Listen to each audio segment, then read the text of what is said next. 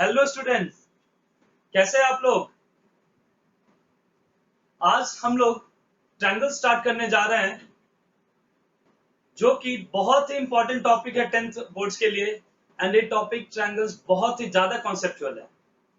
तो आइए हम लोग स्टार्ट करते हैं triangles.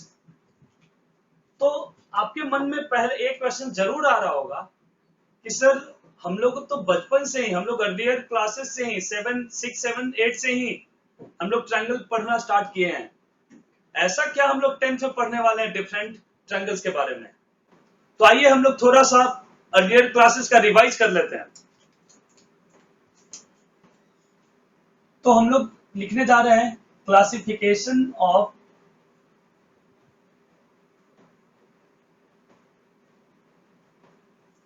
triangles on the basis of internal angle।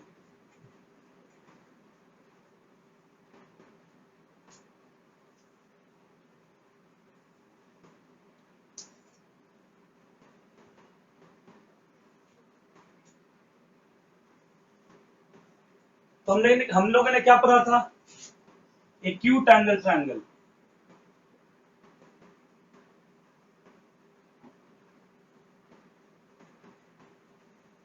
और हमने क्या पढ़ा था, ऑब्ट्यूज एंगल ट्रायंगल।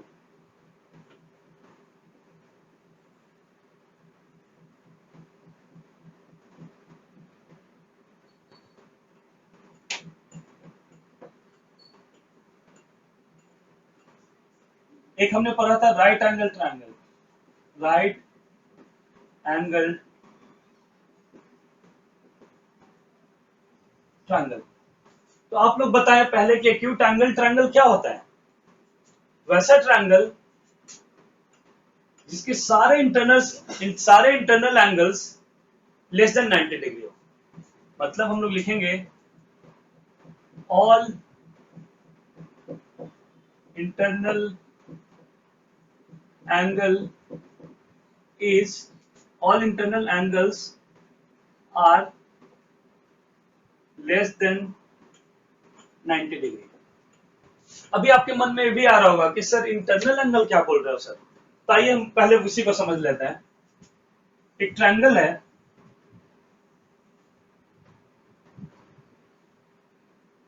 यहाँ पे जो ए सब एंगल हम लोग लिख रहे हैं, ये सब इंटरनल एंगल है। जब आप इस साइड को प्रोड्यूस करोगे, आगे बढ़ाओगे, ये जो एंगल बनेगा वो एक्सटर्नल एंगल है। आप इसे प्रोड्यूस करो, ए जो आएगा एक्सटर्नल एंगल है। आप इसे प्रोड्यूस करो, ए जो आएगा वो एक्सटर्नल एंगल है। बट यहाँ पे जो हम लोग इस एंगल और इस एंगल की बात कर रहे हैं, जिसे इंटरनल एंगल बोला जाता है। अब आते हैं हम लोग obtuse angle triangle. Obtuse angle आप सोचिए कि ऑब्ट्यूज एंगल ट्रायंगल किसे बोलेंगे, जिसमें ऑब्ट्यूज नाम ही बता रहा है, जिसमें एक एंगल ऑब्ट्यूज एंगल हो। एक से ज्यादा एंगल तो ऑब्ट्यूज हो नहीं सकता, क्योंकि 90 से ग्रेटर हमने एक एंगल ले रहे हैं, दूसरा 90 से ग्रेटर हो ही नहीं सकता, क्योंकि सारे इंटरनल एंगल का सम 180 डिग्री होता है। तो यहाँ पे एक्यूट एंगल ट्रायंगल में ऑल इंटरनल एंगल्स आएगा लेस देन 90, बट यहाँ पे सिर्फ one angle should be greater than 90। तो हम लोग लिखेंगे one angle should be greater than 90 degree. और राइट एंगल ट्रायंगल क्या होता है, जिसका वन एंगल 90 डिग्री हो। एग्जैक्टली वन एंगल 90 डिग्री हो। एक से ज्यादा तो हो ही नहीं सकता, क्योंकि दो 90 होगा तो थर्ड एंगल क्या होगा, जीरो थोड़े ना होगा एंगल ट्रायंगल का। ध्यान दें, एक्यूट एंगल ट्रायंगल में हम लोग सारे एंगल्स की बात करते हैं, वाइल हमने obtuse angle and right angle triangle में एग्जैक्टली वन एंगल की बात करते हैं। क्लियर है आपको इतना। अब हम लोग क्लासिफिकेशन आते हैं ऑन द बेसिस ऑफ, चलिए मैं इसे मिटा देता हूं।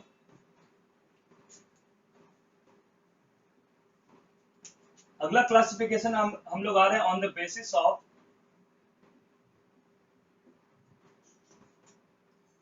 Side length.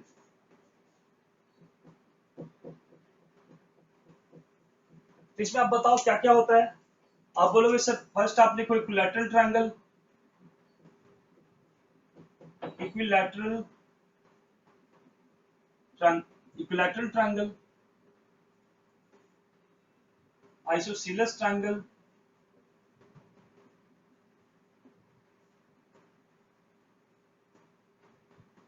थर्ड स्केलेन,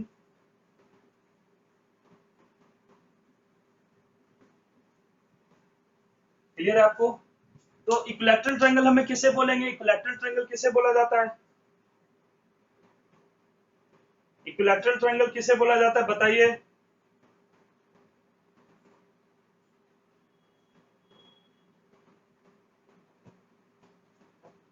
हमें equilateral triangle, isosceles triangle, scalene triangle. अब इक्विलैटरल ट्रायंगल क्या होता है? जिसमें ऑल साइड्स आर इक्वल। इसमें क्या होगा? All sides are equal.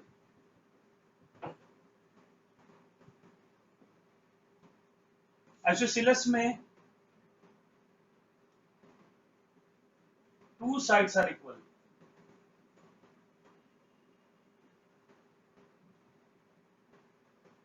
तो ध्यान दें, और स्केलेन में नो साइड्स आर इक्वल।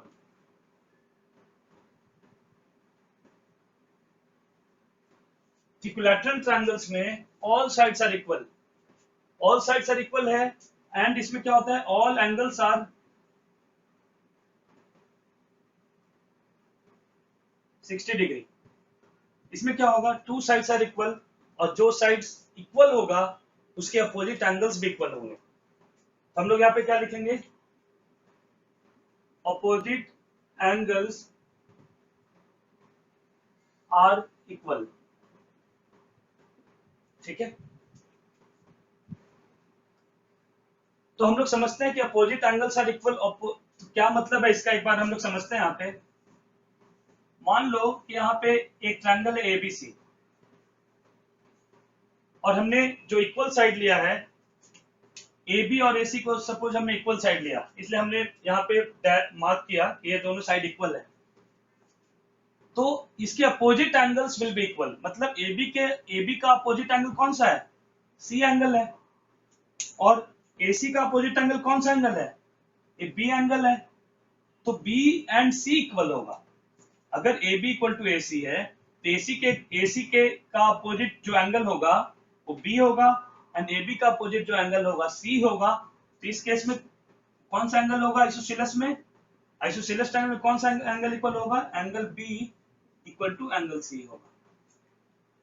अगर ऐसा दिया हुआ रहता जिसमें आपको A साइड और A साइड इक्वल दिया हुआ रहता, नाम मैं लिख देता हूं A B C, तो इस साइड के करस्पॉन्डिंग AC के करस्पॉन्डिंग एक B एंगल आता, और BC के करस्पॉन्डिंग BC का जो अपोजिट एंगल आता A आता। तो इस केस में एंगल A और एंगल B दोनों बराबर होगा। Angle A and angle B बराबर होगा। क्लियर है इतना? आप एक बार लिख लो अच्छे से, कहीं पे डाउट है तो आप पूछो।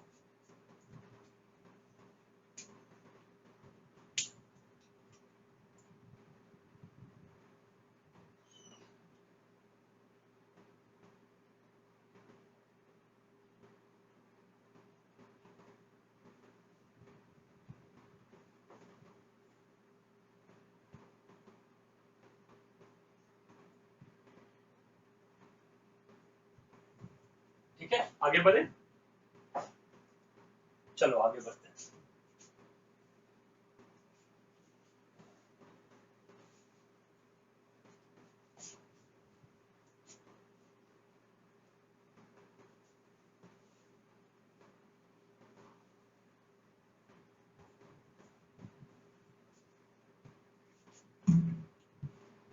उसके बाद हम लोग आते हैं 9th के सिलेबस पे, कि 9th के सिलेबस में हम लोगों ने क्या पढ़ा था।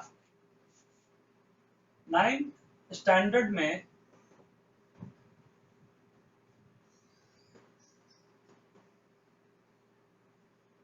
नाइन्थ स्टैंडर्ड में हम लोग ट्रायंगल्स के बारे में क्या पढ़े थे? 9th स्टैंडर्ड में हम लोग ट्रायंगल्स के बारे में पढ़े थे। Sum of all interior angles is 180 degree. हमने ये पहला कॉन्सेप्ट पढ़ा था। उसके बाद हम लोग कुछ एक्सटर्नल एंगल से रिलेटेड कॉन्सेप्ट पढ़ा था हमने, और हमने ये पढ़ा था कि अगर एक्सटर्नल एंगल है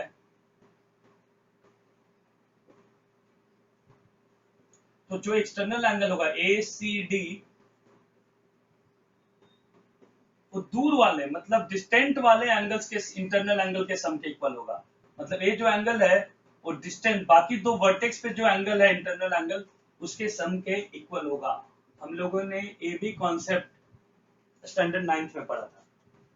अब आप सोचो कैसे, ए एंगल और ए एंगल मिला के कितना होगा 180 डिग्री, और यहाँ पे बी एंगल,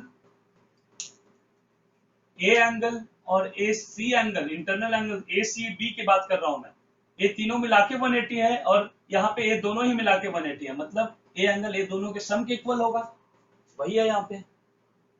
और हमने क्या पढ़ा था, और हमने पढ़ा था कॉन्ग्रुएंट ट्रायंगल्स, और कॉन्ग्रुएंट ट्रायंगल्स हमने बहुत लेंथ में पढ़ा था। आप लोगों ने कॉन्ग्रुएंट ट्रायंगल बहुत लेंथ में पढ़ा होगा। तो कॉन्ग्रुएंट ट्रायंगल्स का मतलब क्या है, सबसे पहले आप ये समझे कि कॉन्ग्रुएंट फिगर्स का क्या मतलब है। सबसे पहले आप ये समझें, कॉन्ग्रुएंट ट्रायंगल समझने से पहले आप ये समझें कि कॉन्ग्रुएंट फिगर का क्या मतलब होता है।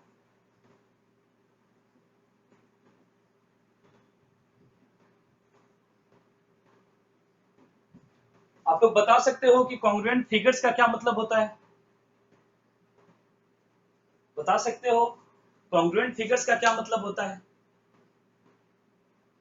कॉन्ग्रुएंट फिगर्स का मतलब होता है वैसा 2 डायमेंशनल फिगर्स या 3 डायमेंशंस की बात कर सकते हैं हम लोग, वैसा 2 डायमेंशनल फिगर्स जिसका shape and size are equal. Clear है। सपोज हम लोग हम लोग एक स्क्वायर से स्टार्ट करते हैं। हमने एक 2 सेंटीमीटर साइड का स्क्वायर लिया, और एक और हमने स्क्वायर लिया आपके सामने जस्ट बगल में ही, ये भी हमने 2 सेंटीमीटर का स्क्वायर लिया, ये भी 2 सेंटीमीटर का स्क्वायर लिया, और ये भी 2 सेंटीमीटर का स्क्वायर लिया हमने, ये भी स्क्वायर है और ये भी स्क्वायर है। कॉन्ग्रुएंट फिगर्स का मतलब होता है जिसका shape and size are equal. मतलब इसका मतलब यह है कि अगर shape and size are equal, इसका मतलब आप एक फिगर को दूसरे फिगर पे आप रखोगे, उसे वो कंप्लीटली हाइड कर लेगा। इसी को हम लोग बोलते हैं कि सुपर इम्पोज कर जाएगा, एक दूसरे को कंप्लीटली हाइड कर जाएगा, और हम बोल सकते हैं कि एक दूसरे को सुपर इम्पोज कर जाएगा। तो यहाँ पे आप इस स्क्वायर को उठाकर इस पे रखोगे तो पूरा स्क्वायर एक दूसरे पे आ जाएगा, एक दूसरे को हाइड कर लेगा। तो हम लोग बोलेंगे यहाँ पे कि ये दोनों स्क्वायर क्या है, कॉन्ग्रुएंट फिगर्स है। ठीक है, आगे आते हैं। अगर किसी ने आपको हेक्सागन दे दिया,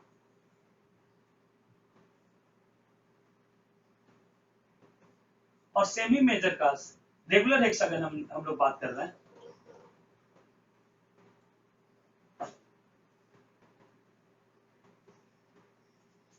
और यहाँ पे भी आपको एक सेमी रेगुलर हेक्सागन दिया जा रहा है। रेगुलर हेक्सागन क्या होता है, रेगुलर पॉलीगॉन क्या होता है, आप लोग जानते हो रेगुलर पॉलीगॉन क्या होता है। रेगुलर पॉलीगॉन वैसा होता है जैसे जिसका सारे साइड्स इक्वल हो, वैसा पॉलीगॉन जिसके सारे साइड्स इक्वल हो, तो वैसे पॉलीगॉन को हम लोग रेगुलर पॉलीगॉन बोलते हैं। तो अगर हम लोग स्क्वायर की बात करें, ये भी पॉलीगॉन है, ये भी रेगुलर पॉलीगॉन है। पेंटागन, रेगुलर पेंटागन लेंगे मतलब उसके सारे साइड्स इक्वल होंगे, सारे इंटरनल एंगल्स इक्वल होंगे, सारे एक्सटर्नल एंगल्स इक्वल होंगे। तो रेगुलर वर्ड तभी यूज किया जाता है। यहाँ पे जो हमने लिया है ये रेगुलर हेक्सागन लिया है।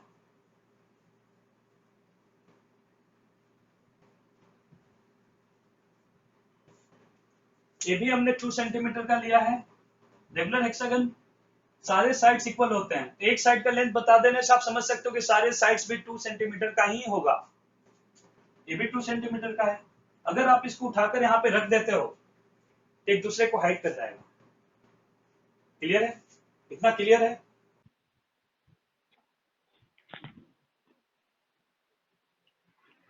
अब हम लोग कॉन्ग्रुएंट ट्रायंगल्स पे आते हैं।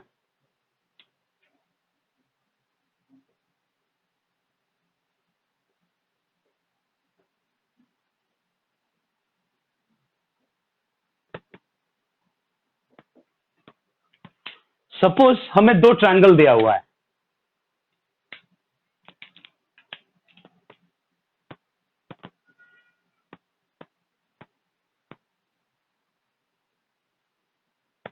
और ये दो ट्रायंगल अगर कंग्रुएंट है तो इस ट्रायंगल को जब इस ट्रायंगल पे लाएंगे तो एक दूसरे को ये कंप्लीटली हाइड कर जाएगा, एक दूसरे को कंप्लीटली सुपर इम्पोज कर जाएगा।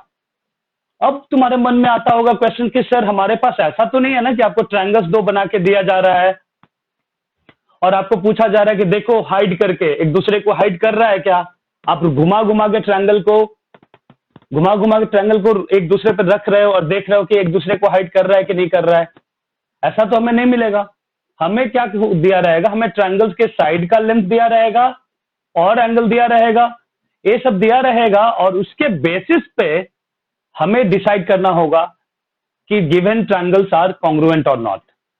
तो हमने 9th क्लास में हमने क्राइटेरिया पढ़ा था, हमने क्राइटेरियन पढ़ा था कॉन्ग्रुएंट ट्रायंगल्स के लिए। वो क्राइटेरियन क्या था? फर्स्ट क्राइटेरियन था साइड साइड साइड। तो आप लोग इससे अवेयर हो गए कि साइड साइड साइड का मतलब यहां पे क्या है?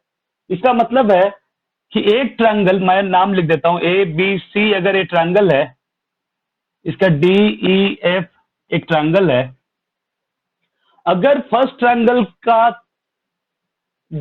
तीनों साइड, फर्स्ट ट्रायंगल का 3 साइड्स सेकेंड ट्रायंगल के कॉरस्पॉन्डिंग 3 साइड से इक्वल हो जाए तो हम लोग क्या बोलेंगे कि दोनों ट्रायंगल कंग्रुएंट है। सपोज अगर ए बी डी के इक्वल हो जाए, बी सी ई एफ के इक्वल हो जाए और ए सी डी एफ के इक्वल हो जाए तो हम लोग क्या बोलेंगे कि दोनों ट्रायंगल कॉन्ग्रुएंट है। कैसे लिखेंगे? Triangle A B C congruent. दूसरा आप ध्यान रखना, जब भी आप कॉन्ग्रुएंट, सिंबॉलिक कॉन्ग्रुएंट लिखते हैं तो आपको ध्यान रखना होगा कि एक वन साइड में, लेफ्ट हैंड साइड में आप एक ट्रायंगल अपने मन से लिख दो, बट दूसरे साइड में आपको ट्रायंगल लिखते समय थोड़ा सा कॉशियस होना पड़ेगा, क्योंकि एक कॉन्ग्रुएंट साइन हमें बहुत कुछ बताता है। आप हमें कॉन्ग्रुएंट पार्ट, दो ट्रायंगल अगर कॉन्ग्रुएंट है उससे हम लोग बहुत सारा कंक्लूजन निकालते हैं, ठीक है? उसे हम लोग क्या बोलते थे? सीपीसीटी। तो सीपीसीटी से हम लोग कंपेयर बोलते थे कि अच्छा ए बी यहाँ पे है तो इसका फर्स्ट दो भी इक्वल होगा, यहाँ पे बीसी है तो इसका ईएफ होगा, ऐसे करके हम लोग बताते थे। सीपीसीटी तभी आप लगा पाओगे जब आप सेकेंड ट्रायंगल भी उसी के अकॉर्डिंग लिखोगे जिसके अकॉर्डिंग हमने एक क्राइटेरिया लगाया है। क्लियर है? यहाँ पे ए बी है तो आप यहाँ पे डी लिखोगे। किसी ने बोला सर ए बी के कॉरस्पॉन्डिंग डी है, आप ईडी लिख दो तब भी चलेगा। अब आगे सोचो, बीसी के कॉरस्पॉन्डिंग ईएफ होना चाहिए तो बीसी के कॉरस्पॉन्डिंग ईएफ होना चाहिए, मतलब लास्ट 2 ईएफ होना चाहिए। अगर आप अगर सेकेंड वाला लिखोगे, अगर आपने ईडी लिखा है तो लास्ट 2 ईएफ नहीं आ पाएगा, इसलिए ए कैंसिल होगा और हमारा ऐसा लिखना पड़ेगा राइट हैंड साइड वाला ट्रायंगल का। ठीक है? लेफ्ट हैंड साइड आप बिंदास लिख दो, कोई प्रॉब्लम नहीं है, बट राइट हैंड साइड लिखते समय आपको थोड़ा कॉशियस होना पड़ता है। आपको सीपीसीटी का ख्याल रखना पड़ता है कि ए बी जहां पे बैठा हुआ है वहां उसी प्लेस पे आपको दूसरे साइड में डी मिलना चाहिए। जहां यहाँ बीसी बैठा हुआ है तो दूसरे साइड में आपको उसके कॉरस्पॉन्डिंग ईएफ मिलना चाहिए, ईएफ या एफए मिलना चाहिए। तो इस तरह हम लोगों ने ट्रायंगल्स नोटेशन में लिखते हैं। एक क्राइटेरिया है साइड साइड साइड। अगला क्राइटेरिया हम लोग देखते हैं साइड एंगल साइड। इसमें क्या था? साइड एंगल साइड में क्या था कि एक ट्रायंगल का 2 साइड दूसरे ट्रायंगल के कॉरस्पॉन्डिंग 2 साइड्स के इक्वल हो एंड वो दोनों साइड से इंक्लूडेड एंगल भी इक्वल हो। मतलब अगर इस ट्रायंगल का अगर ए बी साइड दूसरे ट्रायंगल के सपोज डी से इक्वल है और ए सी डीएफ के इक्वल है, तो इसका ए दोनों साइड से इंक्लूडेड एंगल यहाँ पे ए है, यहाँ पे दोनों साइड से इंक्लूडेड एंगल ए है। तो हम लोग क्या लिख रहे हैं? Side angle side, side angle side. तो यहाँ पे कैसे लिखेंगे? अगर हम लोग ट्रायंगल का नोटेशन लिखना चाहें, ABC कॉन्ग्रुएंट, फिर से मैं अपनी बात दोहरा रहा हूं कि आपको दूसरी साइड आपको थोड़ा कॉशियस होकर लिखना पड़ेगा, बट आपको एक एंगल का हेल्प है यहाँ पे आपको एंगल का हेल्प है। एंगल रेस्पेक्टिव पोजीशन को फिक्स कर देता है, आप हमेशा ध्यान रखें, एंगल रेस्पेक्टिव पोजीशन को फिक्स कर देता है।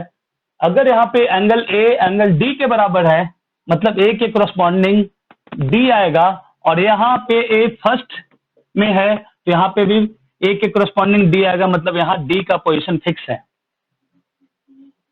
अगर यहाँ पे ए बी इक्वल है डीई के, ए बी इक्वल है डीई के, तो ऑफकोर्स सेकेंड आपको ई लिखना पड़ेगा। फिर आपको ए सी डी एफ के इक्वल है, ए सी डी एफ के इक्वल है, मतलब एफ होगा। अगर आपने दो आपको समझ में आ गया कि दो का पोजीशन समझ में आ गया, दो वर्टेक्स का, तो तीसरा तो आप अपने इजीली लिख सकते हो। क्लियर है? तो क्या हो जाएगा यहाँ पे डी एफ होगा। अगला क्राइटेरिया जो हमने पढ़ा था कंग्रुएंट का, ए एस ए पढ़ा था हमने। यहां पे ए का मतलब एंगल, साइड एंगल। इसका मतलब होता है कि आपके पास दो ट्रायंगल दिया हुआ है,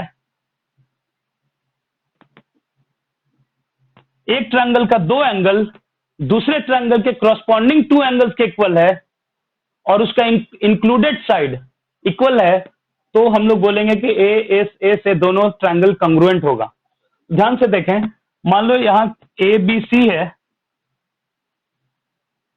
और ए है डी ई एफ है, एंगल ए एंगल डी के इक्वल है।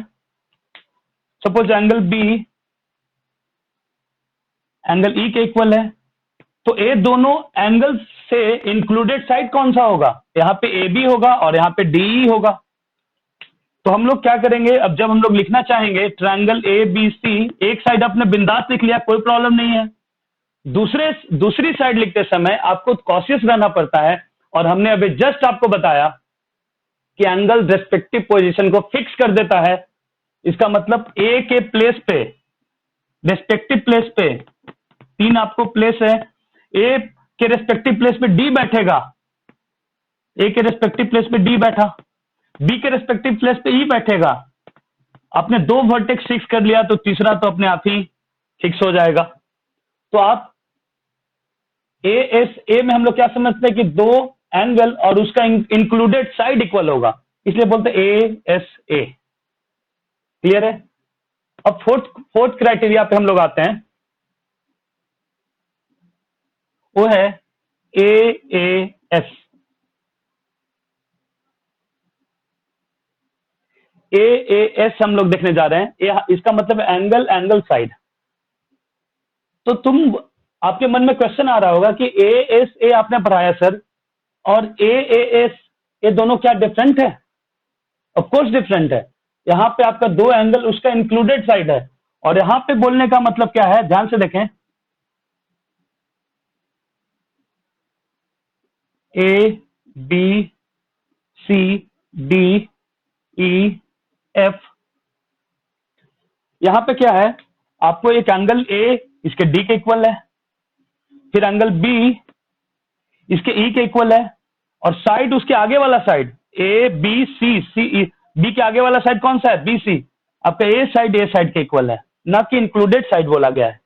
तो तुम बोलोगे सर ये दोनों में डिफरेंस तो मुझे पता लग गया, यहाँ पे दो एंगल है, उससे इंक्लूडेड साइड आपको लेना है, यहाँ पे दो एंगल लेना, उसका नेक्स्ट वाला साइड लेना है, इसलिए बोला गया ए एस। ठीक है, बट मैं बताना चाहूंगा ए एस है जो ए एस ए का ही छोटा भाई है।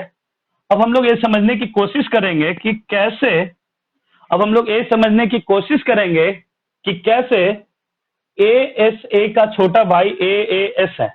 ध्यान से समझें, अगर किसी भी ट्रायंगल का दो एंगल इक्वल हो गया, दो कोरस्पॉन्डिंग एंगल इक्वल हो गया, तो थर्ड एंगल अपने आप ही इक्वल हो जाएगा, क्योंकि third angle 180 minus sum of two angles हो जाएगा, तो थर्ड एंगल भी इक्वल हो जाएगा। तो एक्चुअली में ए एस ए ही हो गया फाइनली, इसलिए मैं बोल रहा हूं कि ASA का छोटा भाई AAS है। ठीक है, अब हम लोग आते हैं लास्ट क्राइटेरिया पे, जो कि है RHS।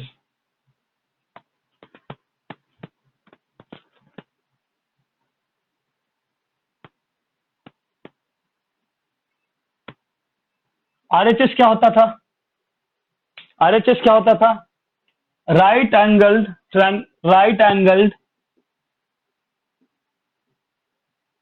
Hypotenuse side. मतलब ये जो RHS जो लगेगा वो दो राइट एंगल ट्रायंगल के लिए लगेगा। जब हमें दो राइट एंगल ट्रायंगल को कंग्रुएंट सोचना होगा, तो ध्यान से देखें, A है, B है, C है, और यहां पे आपको एक ट्रायंगल दिया हुआ है, D है, E है, F है। तो राइट एंगल मतलब एक राइट एंगल है 90 डिग्री, एक हाइपोटेन्यूस, एक ट्रायंगल का हाइपोटेन्यूस दूसरे ट्रायंगल के करस्पॉन्डिंग हाइपोटेन्यूस के इक्वल है, और दो साइड में से कोई एक साइड इक्वल हो गया, तब हम लोग बोलेंगे राइट एंगल हाइपोटेन्यूस साइड। अब ध्यान से देखें, राइट हैंड साइड कोई नया क्राइटेरिया नहीं है। अब ध्यान से सोचो, एक ट्रायंगल का हाइपोटेन्यूस इक्वल हो गया, बेस इक्वल हो गया, तो थर्ड साइड भी इक्वल हो जाएगा पाइथागोरस थ्योरम से। इसका मतलब एक घूम फिर कर साइड साइड साइड ही हो गया। इन अनदर वर्ड्स आप बोल सकते हो कि ए साइड साइड साइड ही हो गया। क्लियर है? क्योंकि अगर हाइपोटेन्यूस इक्वल है, दो साइड में से एक साइड इक्वल हो गया, तो पाइथागोरस लगाओगे तो थर्ड साइड भी इक्वल हो जाएगा। बट ठीक है, हम लोग राइट हैंड साइड हम लोग ध्यान में रखेंगे कि ये राइट एंगल ट्रायंगल के लिए यूज होता है, एक हाइपोटेन्यूस और एक साइड करस्पॉन्डिंग, इसमें एक करस्पॉन्डिंग हाइपोटेन्यूस एक ट्रायंगल का हाइपोटेन्यूस एंड साइड दूसरे ट्रायंगल के करस्पॉन्डिंग हाइपोटेन्यूस एंड साइड से इक्वल होना चाहिए। क्लियर है? इतना क्लियर है? तो आप इसके एक बार लिख लो, अगर कुछ डाउट है तो आप पूछो। ठीक है,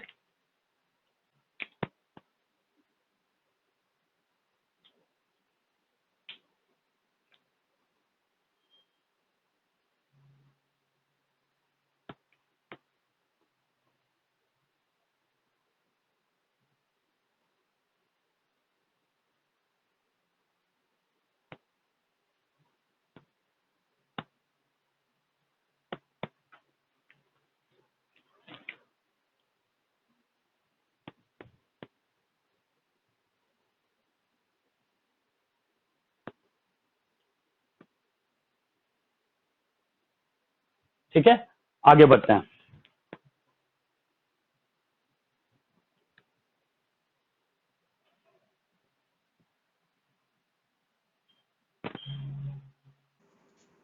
ओके, तो अभी जस्ट हमने कॉन्ग्रुएंट ट्रायंगल्स के बारे में डिस्कशन किया, और ये हमें 9th क्लास में पढ़ना था।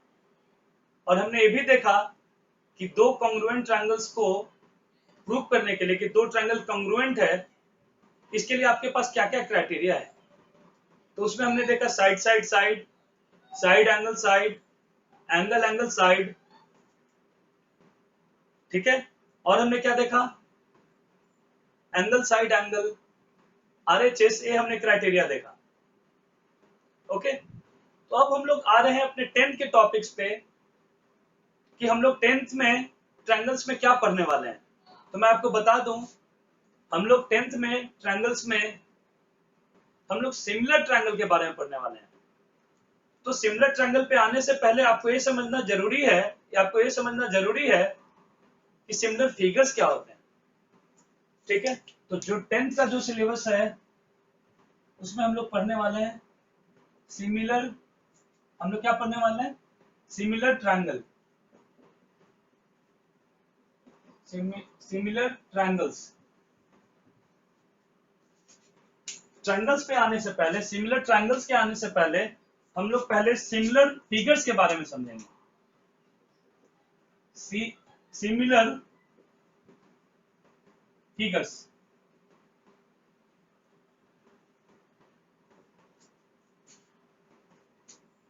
अगर टू फिगर्स आपको दिया हुआ है और आपको बताना है कि ये दोनों सिमिलर है कि नहीं सिमिलर है, तो सबसे पहले आपको ये समझना होगा कि सिमिलर फिगर के लिए आपका जो शेप होगा वो सेम होगा, but size may be different. Okay, अब हम लोग बहुत सिंपलेस्ट एग्जांपल से स्टार्ट कर रहे हैं। सपोज आपके पास एक लाइन है और हमने एक और लाइन ले लिया और आपसे पूछा जा रहा है क्या ये दोनों सिमिलर है। तो आप सोचो कि आप इसको स्ट्रेच करके लाइन के इस छोटे वाले को स्ट्रेच करके आप ये लाइन ला सकते हो, या आप इसको कंप्रेस करके लाइन ला सकते हो, तो ये सिमिलर होगा। तो ये सिमिलर होगा मतलब आप कोई भी लाइन लो प्लेन में, कोई भी लाइन ले लो, एक आप ऐसे ले लो, ये तीनों आपस में सिमिलर होगा। ठीक है, अब हम लोग एक स्क्वायर पे आते हैं। सोचो आपके पास एक स्क्वायर दिया हुआ है 2 सेंटीमीटर का, तो सारे साइड्स इसके 2 सेंटीमीटर के होंगे, और एक आपको यहाँ पे एक स्क्वायर दिया हुआ है आपको 1 सेंटीमीटर का, और इसी एक और हमने स्क्वायर यहाँ पे ले रहा हूं मैं, ध्यान से देखें।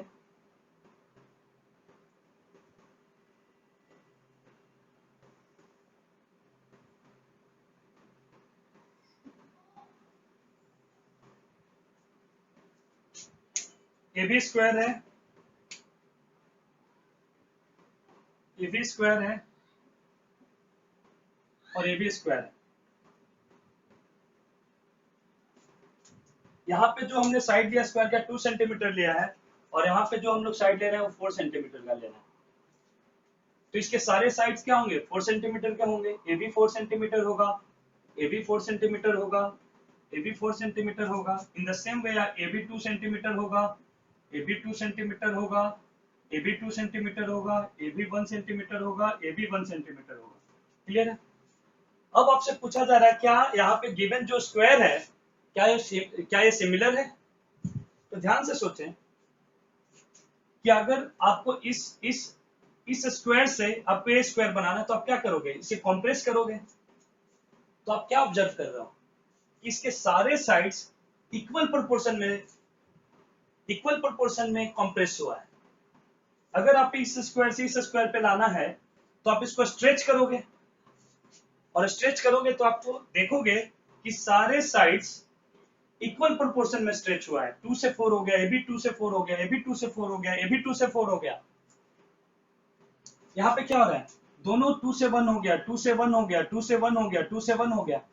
मतलब सारे साइड्स सेम प्रोपोर्शन में या तो स्ट्रेच हुए हैं या तो इलोंगेट हुए हैं। तो हम लोग क्या बोलेंगे, ये स्क्वायर, कोई भी आप स्क्वायर ले लो, कोई भी स्क्वायर ले लो, आप स्ट्रेच करोगे तो सारे साइड्स इक्वल है, तो सारे साइड्स इक्वल होने के चलते सेम प्रोपोर्शन में ही इलोंगेट और कॉम्प्रेस होगा। इसका मतलब कोई भी स्क्वायर आप लोगे वो सिमिलर होगा। तो हम लोग यहाँ पे लिखेंगे ऑल स्क्वायर्स आर सिमिलर।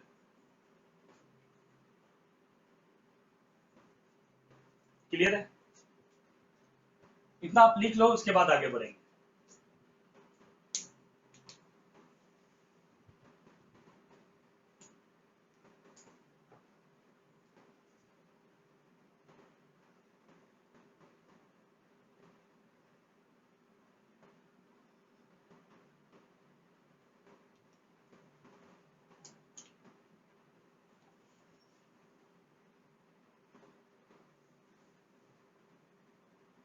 अब हम लोग आते हैं, और भी हम लोग एग्जांपल लेने जा रहे हैं।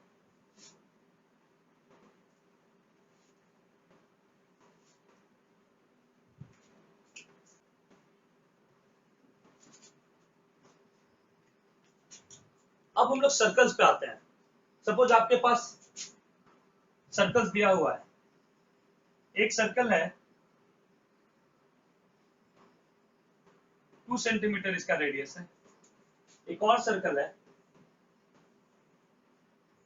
इसका 4 सेंटीमीटर रेडियस है, और आपने एक और सर्कल ले लिया जिसका 1 सेंटीमीटर रेडियस है। सपोज आप 2 सेंटीमीटर से 4 सेंटीमीटर वाले सर्कल पे आने जा रहे हो तो आप क्या करोगे, 2 सेंटीमीटर वाले को स्ट्रेच करोगे।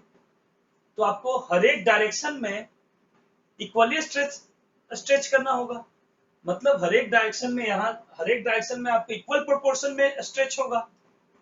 इन द सेम वे जब आप 2 से 1 पे आओगे तो आपको हर एक डायरेक्शन से, फ्रॉम ऑल डायरेक्शंस, आपको कंप्रेस इक्वली करना होगा, मतलब इक्वल प्रोपोर्शन में करना होगा। तो हम लोग बोल सकते हैं कि आप कोई भी सर्कल लो, सारे all circles are similar figures. तो हम लोग यहाँ पे लिख सकते हैं ऑल सर्कल्स आर सिमिलर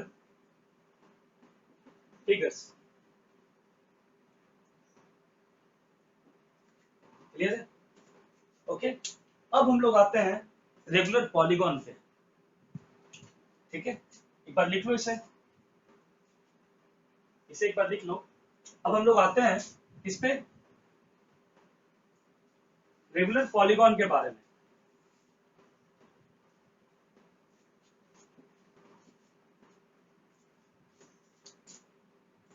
पहले हम लोग आते हैं कि रेगुलर पॉलीगॉन होता क्या है।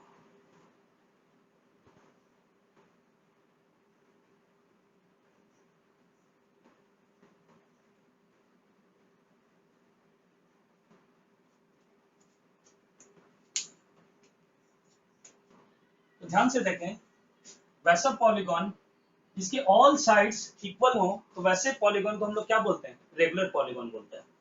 तो हम लोग क्या लिखेंगे, ऑल साइड्स आर इक्वल। इसके बाद और इंपॉर्टेंट एक पॉइंट है, all internal angles are equal.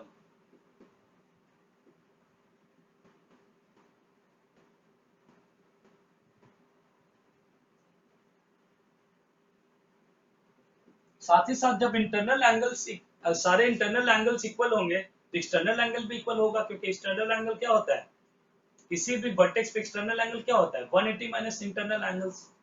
तो क्या होगा, all external angles are equal. ठीक है, तो स्क्वायर, अगर हम लोग स्क्वायर की बात करें तो भी रेगुलर पॉलीगॉन है। पेंटागन, रेगुलर पेंटागन की बात करेंगे तो सारे साइड्स इक्वल मेजर्स के होंगे। तो चलो स्टार्ट करते हैं, हम लोग डिफरेंट डिफरेंट पेंटागन ले लेते हैं। सपोज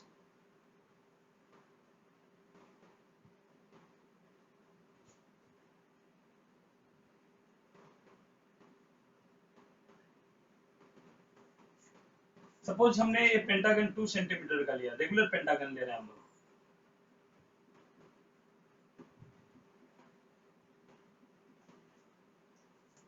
अब हम लोग एक पेंटागन और लेने जा रहे हैं,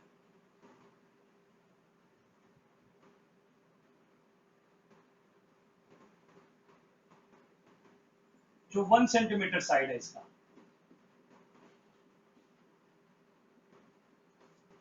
और एक और हम लोग पेंटागन लेने जा रहे हैं, रेगुलर पेंटागन, जिसके 4 सेंटीमीटर साइड है।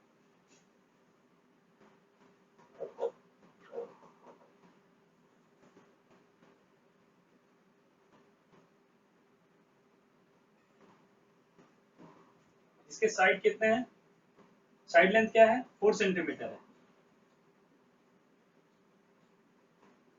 यहाँ पे भी हम लोग क्या देख रहे हैं कि अभी जो साइड 4 था, हर एक यहाँ पे इस पॉलीगॉन का साइड 4 है, सॉरी इस पॉलीगॉन का साइड 2 सेंटीमीटर है। जब इसको स्ट्रेच किया गया है तो सारे साइड्स में इक्वल प्रोपोर्शन में स्ट्रेच हुआ है। इसका मतलब ये दोनों क्या है, सिमिलर फिगर है। इन द सेम वे जब कंप्रेस किया गया होगा तो सारे साइड में जो सारे साइड में प्रोपोर्शन में, सेम प्रोपोर्शन में चेंज आया है, सेम प्रोपोर्शन में कंप्रेस हुआ है। इसका मतलब क्या है कि जो भी रेगुलर पॉलीगॉन आपको होगा, all regular polygons are similar figures. तो हम लोग यहाँ पे पॉलीगॉन के बारे में भी लिख सकते हैं, ऑल रेगुलर पॉलीगॉन्स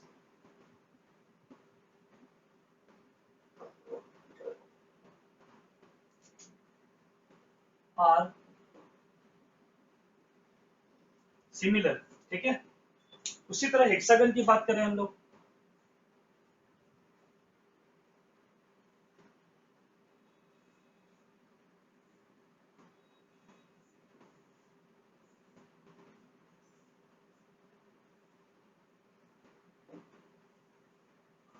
कि मान लो ये 2 सेंटीमीटर का है, अब ये रेगुलर पॉलीगॉन रेगुलर हेक्सागन है जो 4 सेंटीमीटर का है।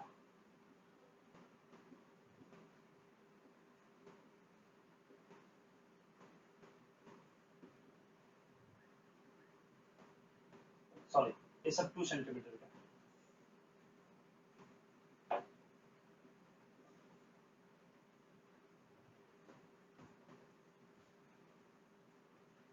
इसका मतलब जब आप इसको स्ट्रेच कर रहे हो तो सारे साइड्स में जो चेंजेज आया है, स्ट्रेच करने के बाद सेम प्रोपोर्शन में सारा साइड स्ट्रेच हुआ है। AB2 से 4 हो गया, AB2 से 4 हो गया, AB2 से 4, AB2 से 4, AB2 से 4, AB2 से 4, मतलब सारे साइड्स इक्वल प्रोपोर्शन में स्ट्रेच हुआ है। मतलब यहाँ पे भी ये दोनों रेगुलर हेक्सागन है, ये दोनों सिमिलर होगा। क्लियर है? ओके, कोई डाउट है इसमें? ठीक है, एक बार लिख लो इसे। सर मेरे पास एक एक्स्ट्रा डाउट था सर। सर हाँ। मैं ये सोच रहा था कि मान लीजिए कोई से भी रेगुलर शेप जैसे हेप्टागोन हेक्सागोन है, तो सर हम ये कैसे फाइंड आउट कर सकते हैं कि सर इनके interior angle total interior angles का सम कितना होगा?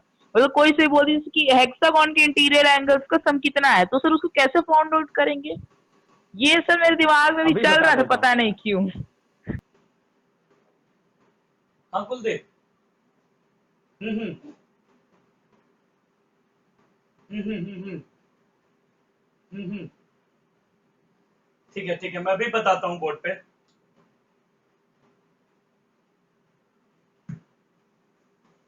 चलो स्टार्ट करते हैं। कुलदीप का डाउट है कि सर उसे डाउट आ रहा है कि सर रेगुलर पॉलीगॉन है, उसके सारे इंटरनल एंगल इक्वल तो हैं, but total angle internal angle का सम क्या होता है? इस पे आते हैं हम लोग एक बार। डाउट आ गया तो हम लोग उस पे आते हैं, एक बार ध्यान से समझें।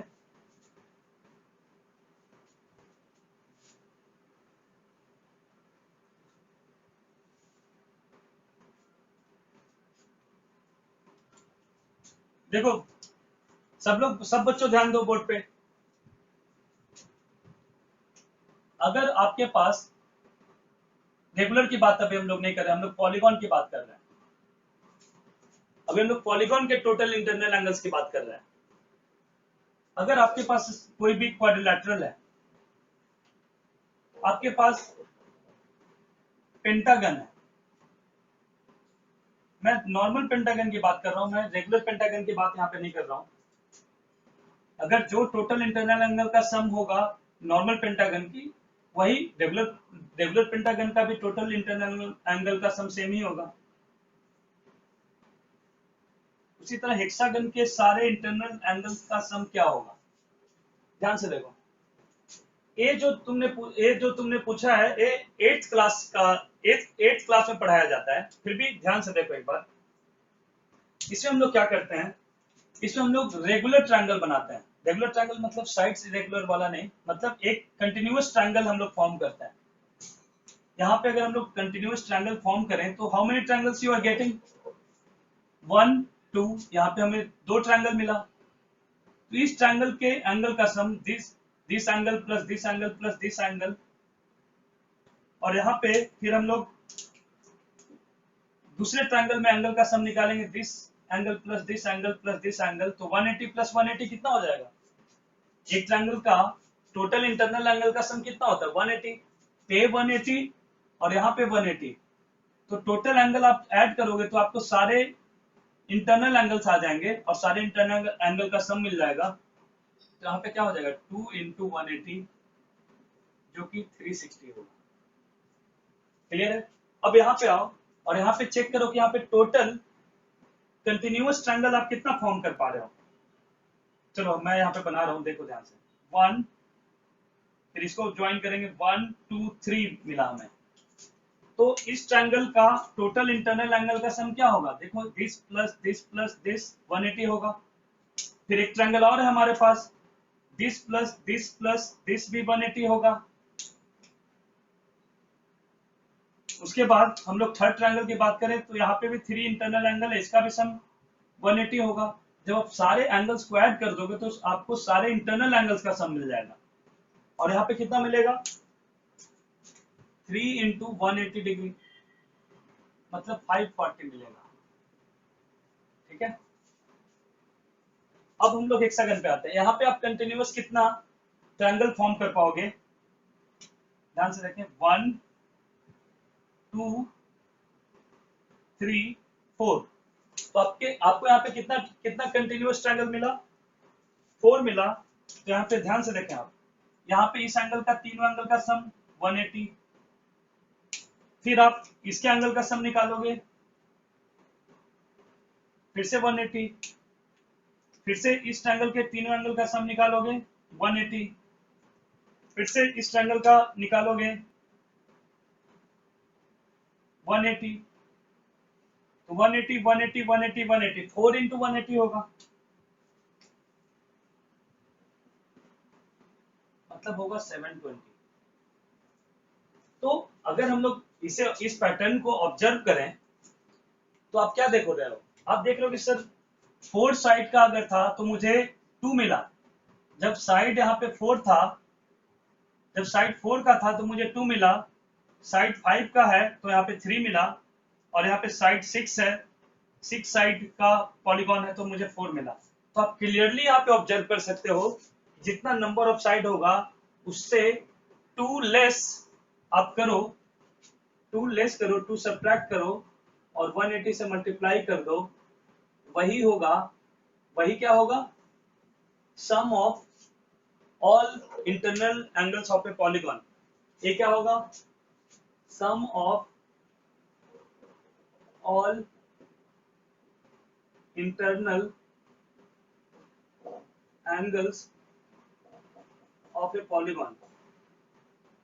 क्लियर है, इतना क्लियर है सभी को? एक बार लिख लो जल्दी से, और कुछ डाउट आ रहा है तो फिर से पूछें।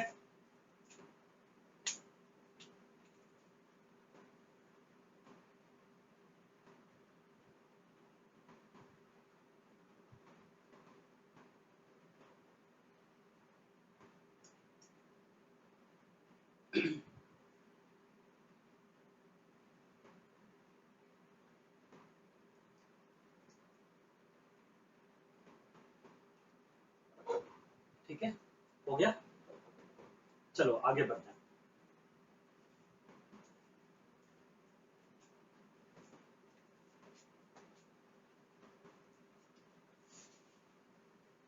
अब हम लोग एक और एग्जांपल लेते हैं, ध्यान से समझें, और बहुत इंपॉर्टेंट पॉइंट पे आने जा रहे हैं। मैं पॉइंट को पहले डिस्कस कर दे रहा हूं, इंपॉर्टेंट नोट की तरह आप लिखें।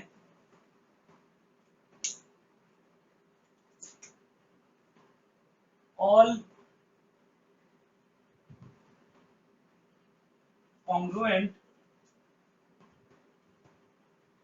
figures are also similar, but all similar figures are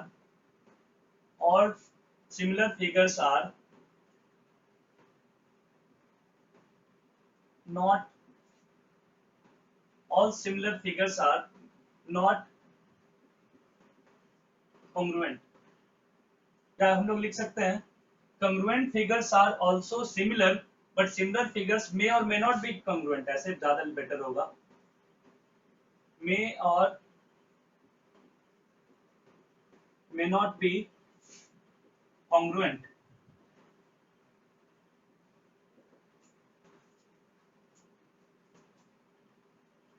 ठीक है, अब हम लोग इस कॉन्सेप्ट पे आ रहे हैं। आप लोग को सभी को समझ में तो आ ही रहा होगा कि कॉन्ग्रुएंट फिगर सिमिलर भी होगा, बट सिमिलर फिगर मे और मे नॉट बी कॉन्ग्रुएंट। मैं एक एग्जांपल से आपको समझाता हूं।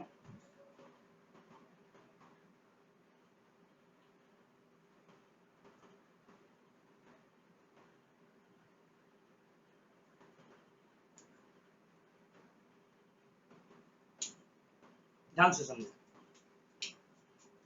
सपोज मैं यहाँ पे हेक्सागन ले लेता हूं,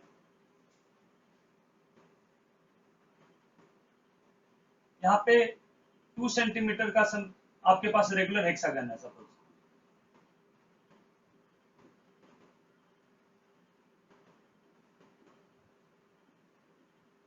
और आपके पास एक और 2 सेंटीमीटर का, हमने यहाँ पे एक और रेगुलर हेक्सागन ले लिया।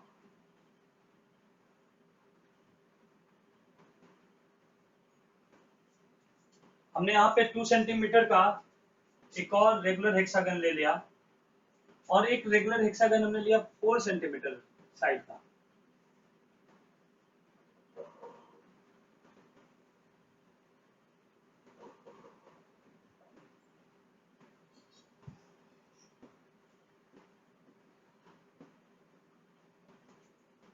तो हम लोग क्या देख रहे हैं कि जो 2 सेंटीमीटर वाला रेगुलर हेक्सागन है,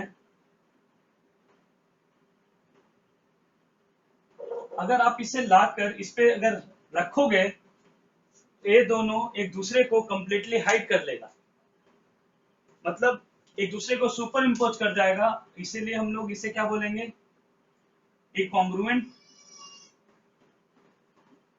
कॉन्ग्रुएंट हेक्सागन है, कॉन्ग्रुएंट रेगुलर हेक्सागन है, या बोल सकते हैं कॉन्ग्रुएंट फिगर्स है। बस ये दोनों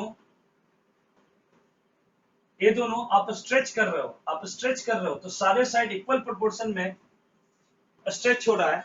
मतलब हम लोग बोल सकते हैं कि ये दोनों आपस में क्या है, सिमिलर फिगर है।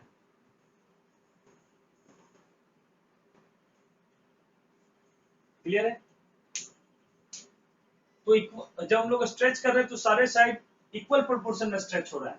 मतलब अगर हम लोग this side upon this side की बात करें तो 2:1 साइड का रेशियो आ रहा है, सारे साइड्स का रेशियो 2:1 आ रहा है। अगर हम लोग यहाँ पे बात करें तो ध्यान से देखो, यहाँ पे भी हम लोग साइड का रेशियो निकाल रहे हैं तो सारे साइड्स के लिए 1:1 आ रहा है। मतलब एक कॉन्ग्रुएंट फिगर्स भी है, साथ ही साथ ये दोनों सिमिलर फिगर भी है, क्योंकि सारे साइड्स का कोरस्पॉन्डिंग साइड्स का भी बोल सकते हैं, सारे साइड्स का जो हम लोग रेशियो निकाल रहे हैं वो सेम ही है। जब साइड का रेशियो सेम आ रहा है इसका मतलब ये दोनों सिमिलर भी है। अभी तक हम लोग यही करते आ रहे हैं कि आप कोरस्पॉन्डिंग साइड का रेशियो निकालो, अगर वो सारे इक्वल आ रहे हैं मतलब वो सिमिलर है। अभी तक हम लोग यही देखते आ रहे हैं। यहाँ पे 2:1 है ये दोनों का, बट ये दोनों का आप साइड का रेशियो निकालोगे 1:1 है। इसका मतलब है कि ये जो इस फिगर की बात अगर हम लोग कर रहे हैं ये कॉन्ग्रुएंट तो है ही, साथ ही साथ ये सिमिलर भी है, साथ ही साथ ये सिमिलर भी है। बट यहाँ पे बात करें, आप इसको उठा के इस पे रखोगे, एक दूसरे को सुपर इम्पोज कंप्लीटली हाइड नहीं करेगा, मतलब ये दोनों कॉन्ग्रुएंट नहीं है। तो ये दोनों सिमिलर है बट कॉन्ग्रुएंट नहीं है, ये दोनों कॉन्ग्रुएंट है बट सिमिलर भी है। इसलिए हमने लिखा है congruent figures are also similar but similar figures may और मे नॉट बी कॉन्ग्रुएंट। ये सिमिलर है दोनों तो कॉन्ग्रुएंट भी है ये वाला इस केस में, बट यहाँ पे सिमिलर है बट कॉन्ग्रुएंट नहीं है। क्लियर है इतना? अब मैं कुछ क्वेश्चन दे रहा हूं और आपको बताना है कि गिवन फिगर्स आर सिमिलर और नॉट। ठीक है, एक बार लिख लो इसे।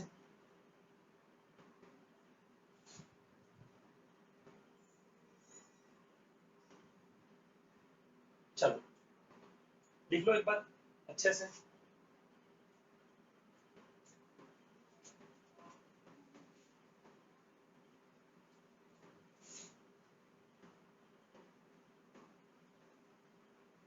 चलो आते हैं।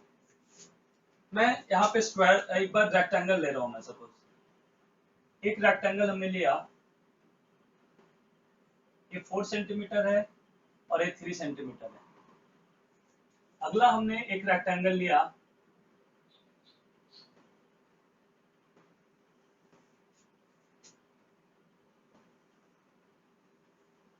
ये 8 सेंटीमीटर है और ये 6 सेंटीमीटर है। ये भी 6 सेंटीमीटर है, ये 8 सेंटीमीटर है। यहाँ पे ये 4 है, ये भी 4 सेंटीमीटर है, ये 3 सेंटीमीटर है। ये दोनों हमने क्या लिया, रेक्टेंगल लिया है हमने।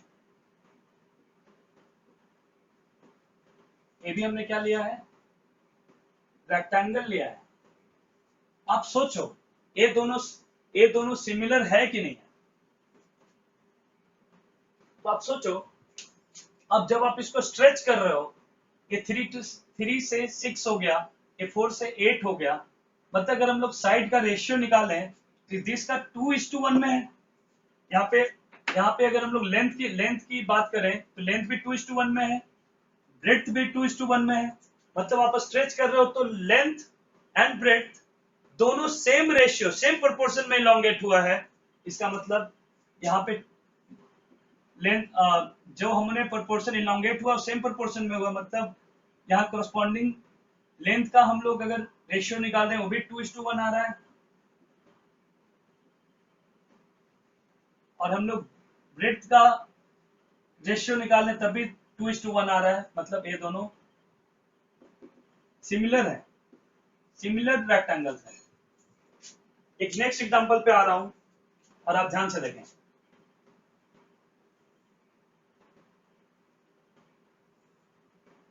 ये है 4 सेंटीमीटर, ये है 3 सेंटीमीटर। अगला हमने इसको कर दिया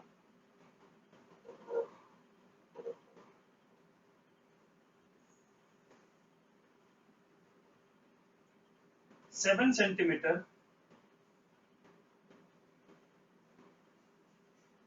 8 सेंटीमीटर, और इसको हमने 5 सेंटीमीटर रखा।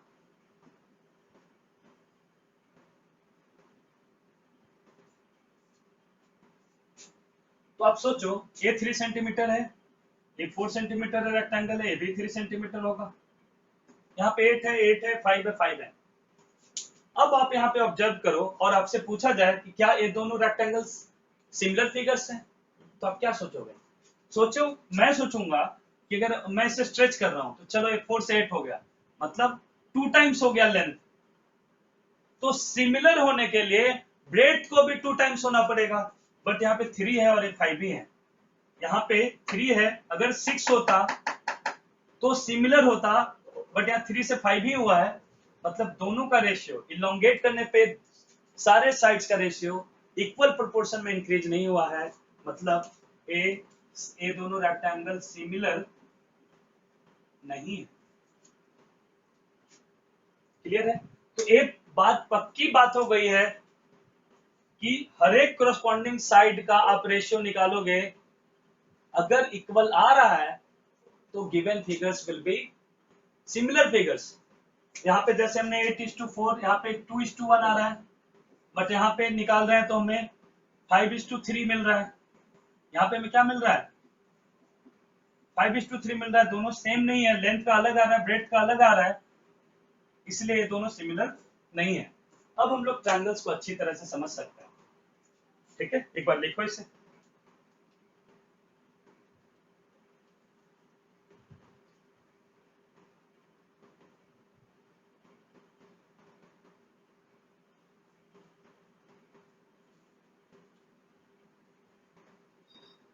और इसे थोड़ा सा बड़ा कर दो, लग रहा है कि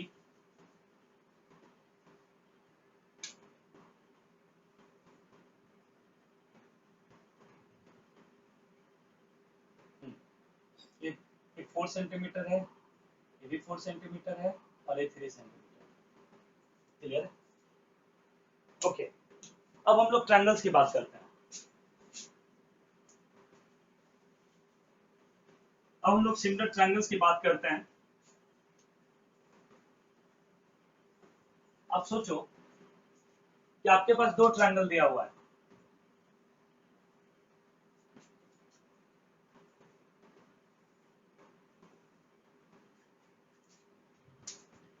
एक साइड है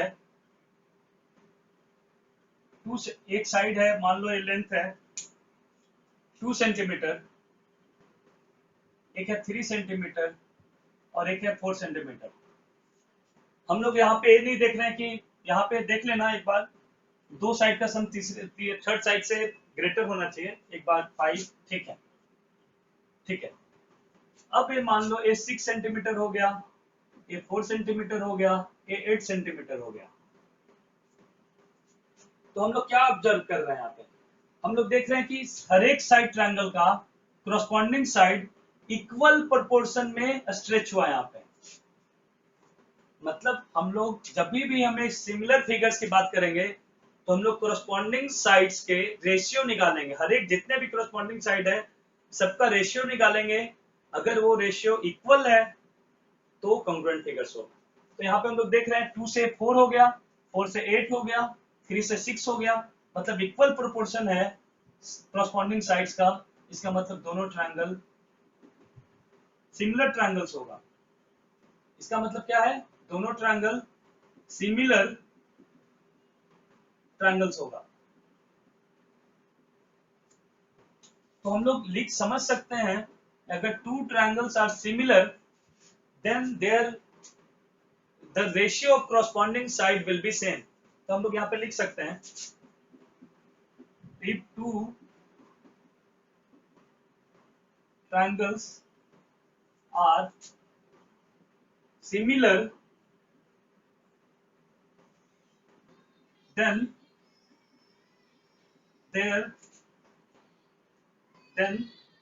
the ratio of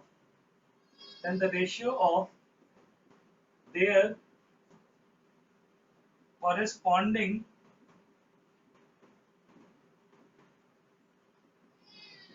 sides are equal। ठीक है, तो आज के लिए हम लोग सिमिलरिटी फिगर्स में इतना ही रखते हैं, और नेक्स्ट क्लास में हम लोग एक थ्योरम से स्टार्ट करेंगे। क्लियर है? ठीक है, okay, thank you so much. Hello dear students, hope आपको आज का लेक्चर पसंद आया होगा। अगर आपको आज का लेक्चर पसंद आया है तो आप लाइक करें, शेयर करें, सब्सक्राइब करें and press the bell icon, ताकि आपको न्यू लेक्चर्स की अपडेट मिलती रहे। Thanks for watching, supporting and motivating us.